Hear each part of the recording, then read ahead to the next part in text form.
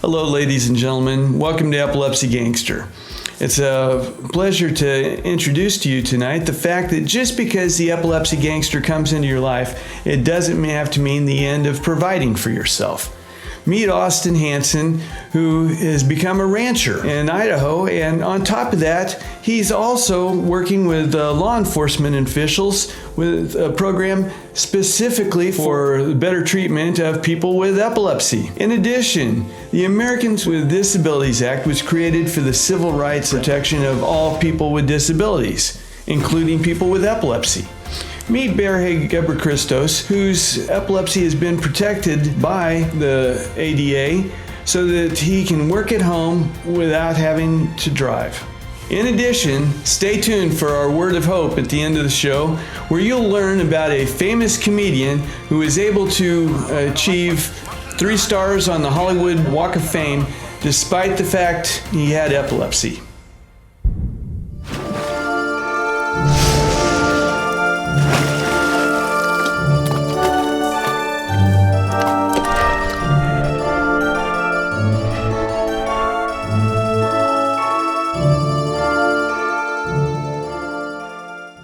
Epilepsy is an invisible disability. It can strike at the most unexpected moments, like the most devious gangster. Epilepsy is a criminal. The epilepsy gangster steals money from people. It doesn't matter if he steals it from college funds, whether it's from retirement plans, and some of his victims have to choose between spending money for food or spending it on medicine. The epilepsy gangster robs people of relationships and job opportunities. But most diabolical of all, the epilepsy gangster kills. Like all criminals, the epilepsy gangster must be stopped.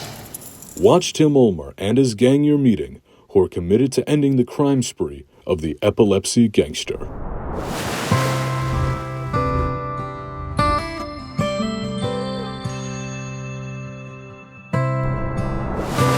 Something that's really fascinating for people with epilepsy is how to make a living. It doesn't come easy, especially when they can't drive. But we got one gentleman here, Austin Hansen, who not only has he been able to keep making a living, he's actually starting a business. And I take my hat off to such a private initiative here, Austin, and thank you for joining us. Thank you for having me. Well, Austin, tell us a little bit about your past, how the Epilepsy Gangster first presented himself to you. Epilepsy started showing its face at about 5 years old. My parents just thought I was daydreaming, just looking around, just thinking, didn't think anymore and daydreaming. My grandmother passed away when I was 7 years old. And of course, stress and a lot of things like that seems to kick the epilepsy up. Well, that's when I had this grandma. And so that's when they knew something wasn't right. Do you still have grandma? I have not had a grandma now for 2 years. The petty ma, they once in a great while they'll show their face, but rarely. I've gotten it under control with medications and also the VNS. Congratulations. I know all about VNS. That's how I got this name Gangster. How has the Epilepsy Gangster affected the way you make your ends meet? At times, it has affected it where I'm not able to do the job as well as others. But I have had some bosses that understood that and were just kind of let me take a moment. But for me, it's been the drive. The epilepsy has been the biggest drive for me. That's what I've used to push me along and to accomplish a lot of things, is I've used that epilepsy as my push. Well, what kind of work have you done? Most of my background is farming. I've done farming, and then I've gone to ranching, cowboying, and dairies, worked on dairies, goat herder, sheep herder. That seems to always be my center of attention, or that where I feel most at home. Now, I've talk to a lot of people though, that would think being on a horse is dangerous if they had a seizure. You don't? Everything has its possibilities and dangers. You hear people say, well, just crossing the street's dangerous.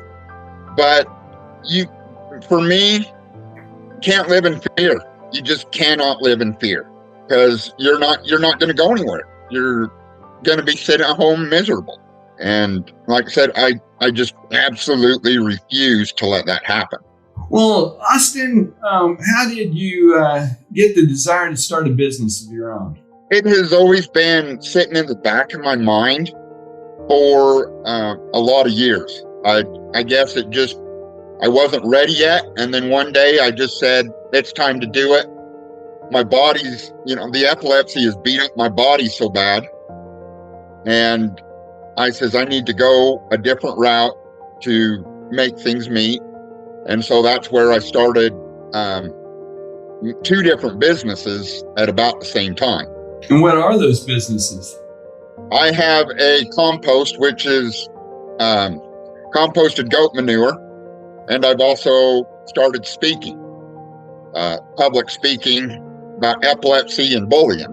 Mostly epilepsy, but right at the moment, I have done more of the speaking part where it's the off season for the compost.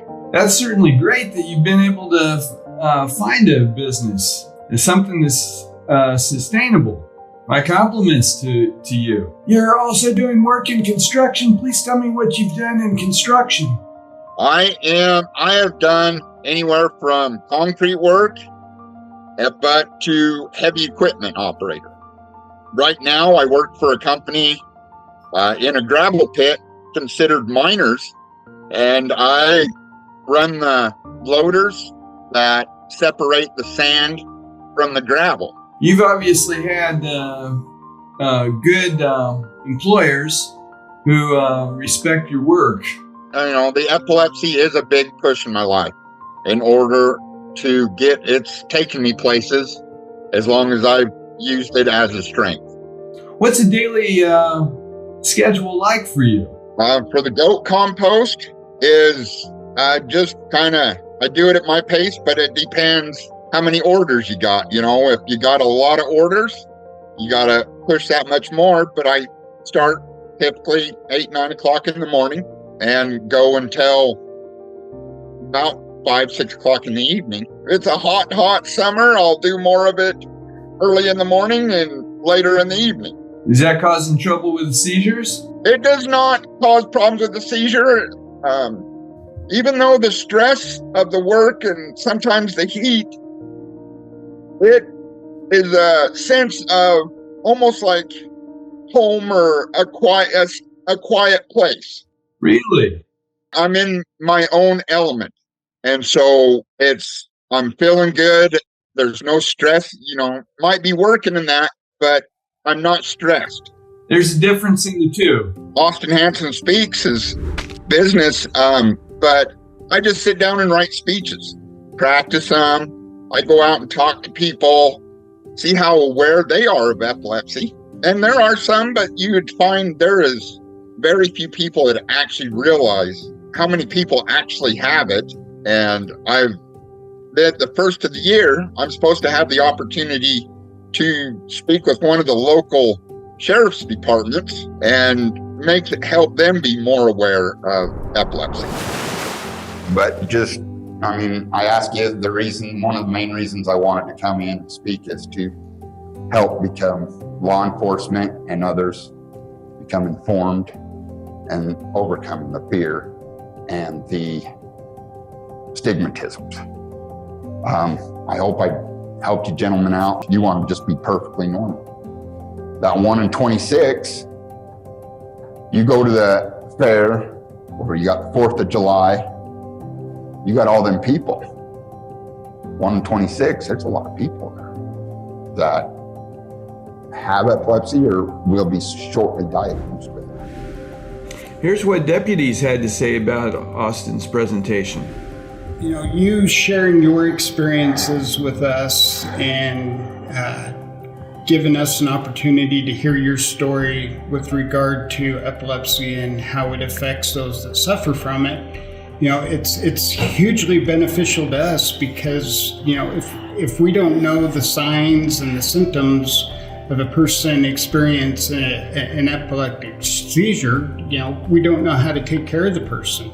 And by you sharing your story, telling us, what's in the best interest of the patient as far as being calm and, caring and sitting with them and just trying to comfort them while they're having the seizure. I mean, it's hugely beneficial because we can respond in an appropriate manner. We don't panic, so we're not adding more stress to the patient, and we have a much better outcome. Ignorance is our worst enemy because when we don't know what to do, we tend to get excited, we might panic, and by you sharing your information with us, we can better respond to those in the community that may suffer from epilepsy, and it being a better outcome for both law enforcement and the patient.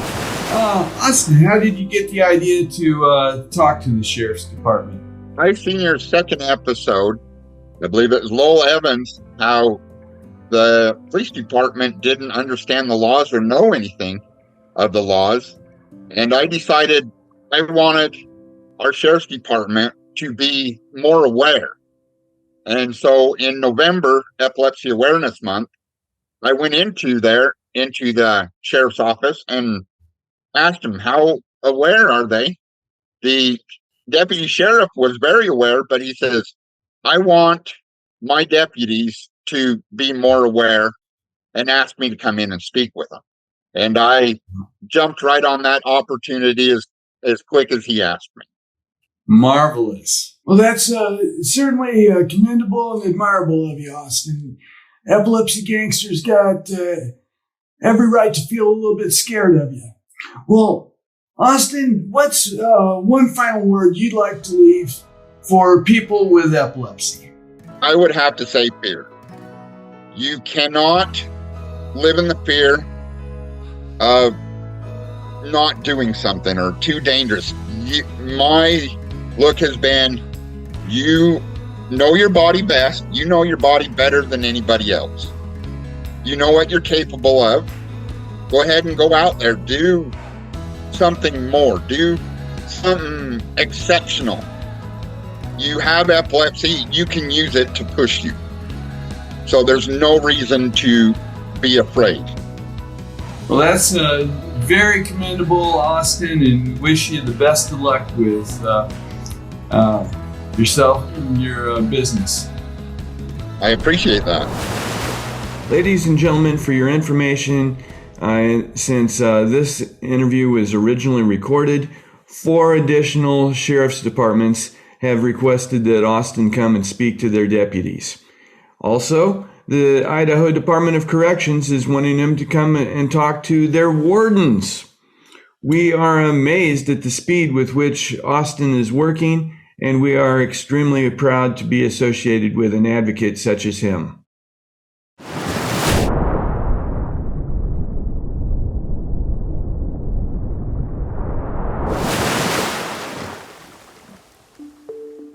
Danny Stanton spent many days on this field, but just before his 5th birthday, he had a seizure and died from sudden unexpected death and epilepsy. We started the Danny Did Foundation as a promise to Danny to protect other families who face seizures. Keeping that promise would make our son happy. Connect with us at DannyDid.org to learn more and to donate. And enjoy your life just like Danny did. Tim always knew the world was made of different people, the idea of serving others, and loving the United States. Epilepsy made that difficult his entire life, particularly in keeping him out of the Navy. After several failures, the chance came to teach English in communist China.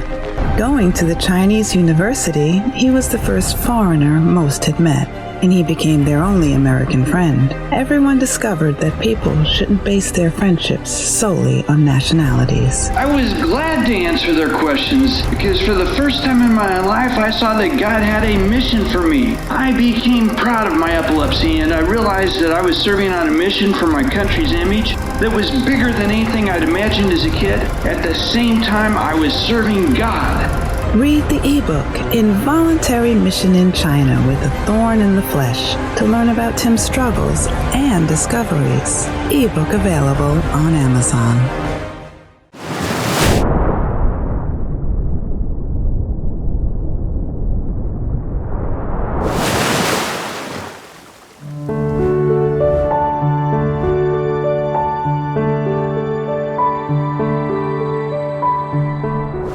Civil Liberties Act of 1964, which barred discrimination on the basis of race, gender, or creed.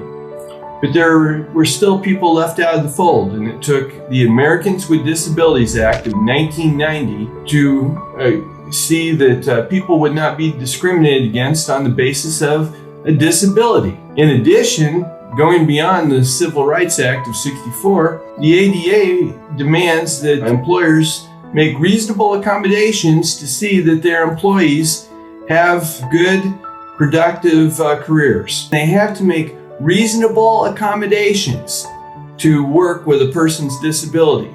That goes beyond just having accessible handicap parking spaces that so many people are familiar with, or having elevators in buildings. Reasonable accommodations mean something more. The ADA was the brainchild of Congressman Tony Coelho, a retired majority whip from California. The inspiration was because he himself had epilepsy and it barred him from becoming a Catholic priest. So he got into politics to serve people that way. I am delighted to have with me a man who has been a true beneficiary of the Americans with Disabilities Act, Berhe Gebrekristos.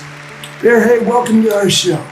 Well, thank you for having me. For starters, Berhe, please tell us a little bit about when the Epilepsy Gangster came into your life. Well, I was about maybe 3 to 6 years old. My sister noticed me, hugging a tree, doing some weird things, and they took note of that, and then also some staring spells in class. While I was not paying attention and whatnot. So eventually, after repetitive, staring spells, they took me to get diagnosed. And the pediatrician said that, hey, we might have, some neurological condition. Went to a neurologist, and then the neurologist said, hey, he's having seizures. And I've never had my grandma one until I was an adult, at the age of 21. What were your expectations for the future? I can't really say, because the thing is, I didn't have the seizures like when I turned a teenager, like puberty. It really didn't hit me hard, but I'd say once it hit me, I was like, man, I could have continued being, because the primary thing for my current job at that time was going around inspecting buildings and whatnot.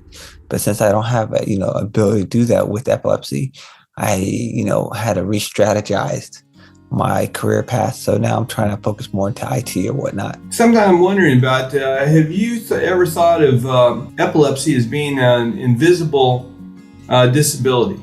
Well, definitely, because people, like when I am working with, they don't know I have epilepsy. The only way they know is that if I verbally tell them, or they actually see me have a seizure on site, yeah.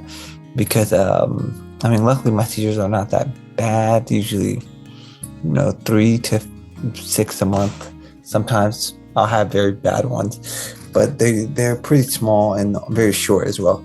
So I have to be grateful for that. And also, they let me work remote. Luckily, there were good things that came out of COVID and bad things, but people being able to start to work remote more often, it makes it easier to say, I want ADA accommodations and I want to be working remote completely, 100%. Please tell us what it is you do for a living. Currently, I do internet support for State Farm. It's a pretty great company. One thing for sure, it's pretty secure. And then also, though, I love helping old people because I feel like I'm doing a service to society, not just the company, but society. That makes any job much more enjoyable when you've got that feeling. What is the role of the ADA in your work situation at the moment? Well, the ADA pretty much tells the company that, hey, this individual, due to health reasons, cannot drive. And by saying that constantly, I can't drive, they can't now force me to come to the office. My prior jobs, I used to take Uber and, Lyft and whatnot to go to. But since COVID happened, people had to work remote. They had to allow me to keep working remote because it did not deter them from making the money. They could see all the statistics, metrics, whatever you want to call it, online. So we were still on good standings. Did you ever have any people at State Farm resist or tell you that you were going to have to work their way? Yeah, can you come at least once for evaluations once a month? And I was thinking that that's pretty much their way to assess me physically and all this other stuff. So I told myself, no, don't give them any wiggle room. If I say I want it like this, I want it like this. Unless you're going to pay for it, okay. But if you're not going to pay for the trip, then get out of my face because it's not fair. And then pay for the travel expense, the Uber. Yeah, travel expenses. Because traveling there and back, I mean, if you know Atlanta traffic, it's pretty bad, especially if the price gouging that they do with Uber and Lyft. Because I mean, I'm not gonna lie, I use it pretty heavily, and I even buy their gift cards at grocery stores just so my credit card gets credit, like bonuses and whatnot, acting like I'm buying groceries, but my Uber gets credit because I'm saving money on trips. So they're allowing me to work permanently here. The only restriction area that did get was also scheduling. I didn't want to keep working 10-hour shifts, only now working 7-hour shifts, 7.8. That's a normal 5 days a week instead of 4 days a week. And how did you go about earning that? Did you have to get a doctor's letter? Yeah, I had to get 2 doctor's letter. One for the driving, and then the other one for the ADA accommodations. He cannot be working this many hours, and I can see they're lying a little bit on the ADA part in regards to scheduling because I see in New York Life it's saying one thing, but they're actually doing another. But since it's so slight of a lie, I don't really care for it. And the thing is that they shift my schedule saying I personally now work Tuesday through Saturday, but it says Monday through Friday. And I'm like, that's not a big deal. Let's not make a fuss out of it. Mm-hmm. Choose your battles. Yeah, exactly. Because if you don't think you're going to gain that much out of it, why even invest? Because you're putting yourself in, I feel as though I'm putting myself at risk or whatnot. I'm not sure what term you want to utilize, and losing the battle. So they might not even like me even more and want to continue giving me the ADA accommodations that they've already began to give me. Give us an idea of what you think your well-being might be like if it wasn't for the Americans with Disabilities Act. Financially, not that great, I'd say. And then also definitely a lot more seizures, I'd say, because the financial part, I have to always take Uber to work. I mean, okay, maybe I'm going a little overboard, but pretty much it's 1 day's worth of work for almost maybe half a day's worth of Uber. I'm like, it's not worth it. It's not worth it. I mean, the benefit of it I would see is like, okay, fine.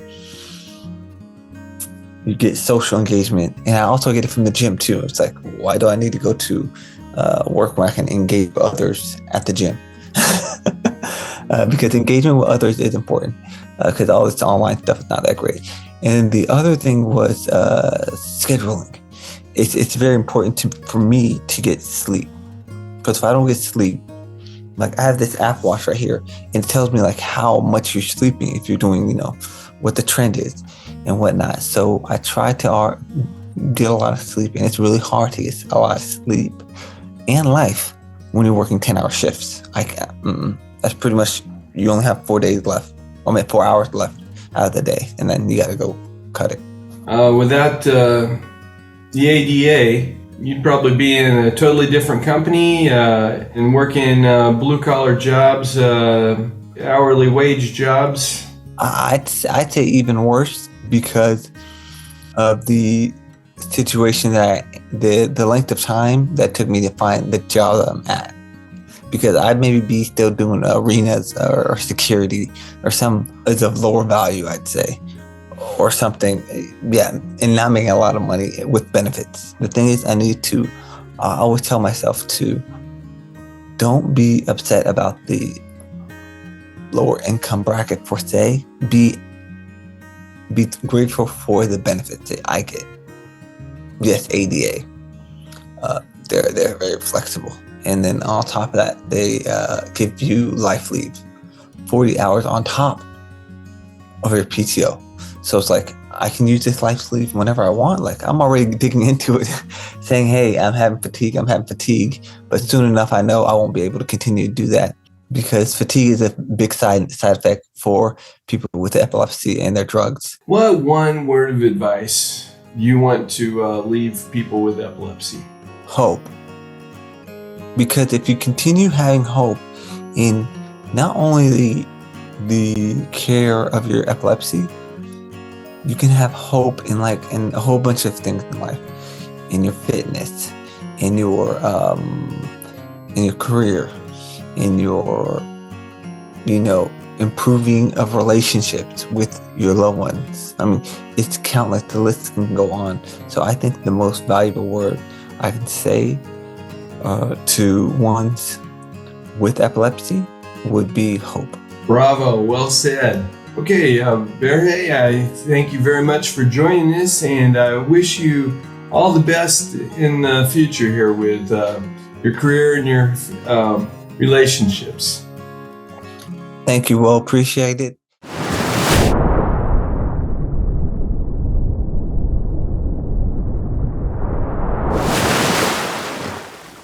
The Defeating Epilepsy Foundation is a nonprofit organization dedicated to helping those battling epilepsy. We provide advocacy and educational services to those battling epilepsy at a global level. For more information about our projects and services, please visit our website at www.defeatingepilepsy.org or email us at info@defeatingepilepsy.org. Please like us on social media and follow us so you can see how we are making a difference. Thank you for your support, and together we will defeat epilepsy. Hi, I am Natalie Beavers, and I am one of the many survivors living with epilepsy. My life has been filled with many ups and downs. It's just a part of life. I am proud of the person that I am becoming, and as I stand in the face of this relentless disorder called epilepsy, I want you all to know that I am me.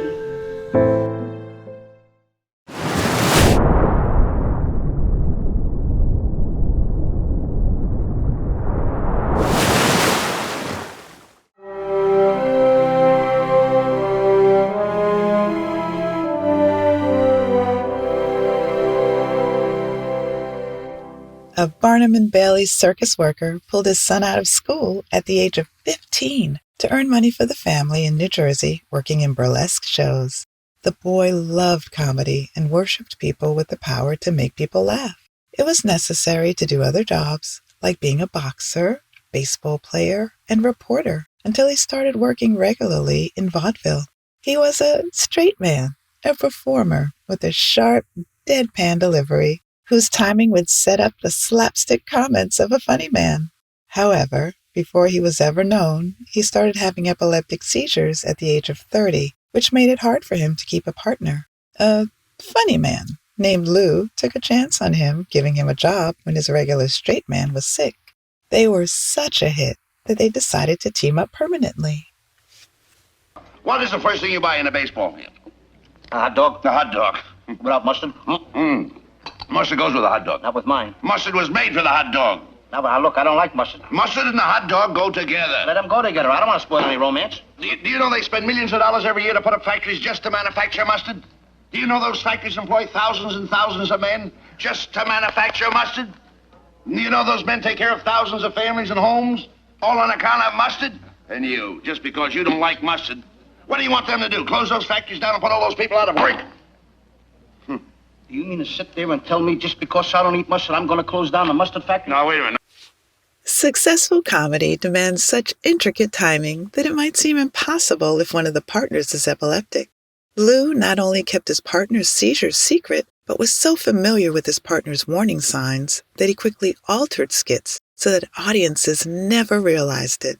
Both men have 3 stars in Hollywood's Walk of Fame, one for their radio show, one for their 37 movies, and one for their trailblazing TV show. Their skit about baseball, Who's on First, was so popular that they were inducted into the National Baseball Hall of Fame in Cooperstown in 1956, where it's played on a continuous loop since 1967.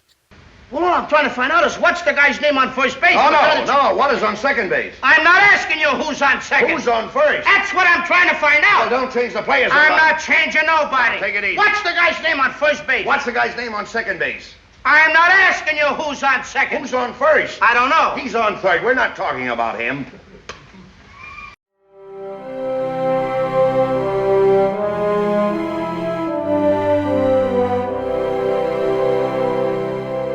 Lou Costello's partner with epilepsy was none other than Bud Abbott.